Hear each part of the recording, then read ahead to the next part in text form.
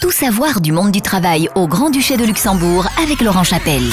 Bonjour à tous les recordman du Luxembourg.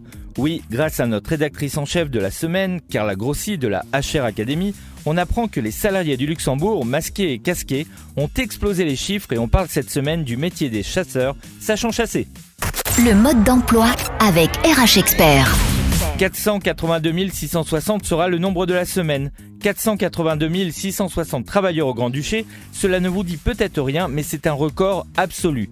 En effet, depuis que le Luxembourg existe, il n'y a jamais eu autant de travailleurs dans notre pays, avec près de 3% d'augmentation en un an. Et comme on pourrait s'en douter, cela s'accompagne d'une baisse de chômage de près de 1000 personnes en un mois. Oui, en plus de cela, seulement 2000 personnes se sont inscrites en mars 2021, alors qu'il y a eu près du double de postes déclarés par les employeurs. En résumé, pour 2 annonces d'emploi, il y a seulement un candidat qui s'inscrit. Pour le chômage, cela représente une baisse de presque 30% par rapport au mois de mars 2020. On a donc 1% de moins de chômage qu'il y a un an. Comme on pourrait s'en douter, cela s'accompagne d'un autre record, celui du nombre de frontaliers qui est de 209 157 personnes avec une augmentation significative des Français qui représentent plus d'un frontalier sur 2. Record du nombre de salariés en mars, record du nombre de frontaliers, baisse de 1% du chômage, le Luxembourg est en tête de la croissance européenne et c'est le secteur de la construction, des services et de l'informatique qui tire le pays vers le haut avec les métiers correspondants, la maçonnerie étant par exemple dans le peloton de tête des métiers recherchés. Le plus extraordinaire, c'est que 3 emplois sur 4 sont des CDI et que la plupart du temps, c'est uniquement le français qui est la langue de travail. Enfin, contrairement à ce qu'on pourrait croire, à part le secteur financier qui ne représente que 25 000 emplois sur 482 000, il y a peu de télétravail au Luxembourg et la plupart des entreprises ont une organisation similaire à février 2020, avant la crise sanitaire. Rappelez-vous aussi que les accords avec les pays frontaliers sur le télétravail s'arrêtent de toute façon dans moins de 10 semaines.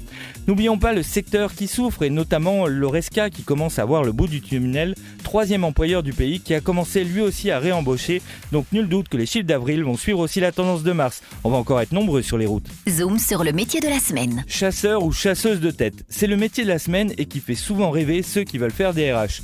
Chargé de rechercher pour le compte d'une entreprise des cadres de haut niveau et des profils spécialisés difficiles à trouver, il travaille souvent en cabinet de recrutement.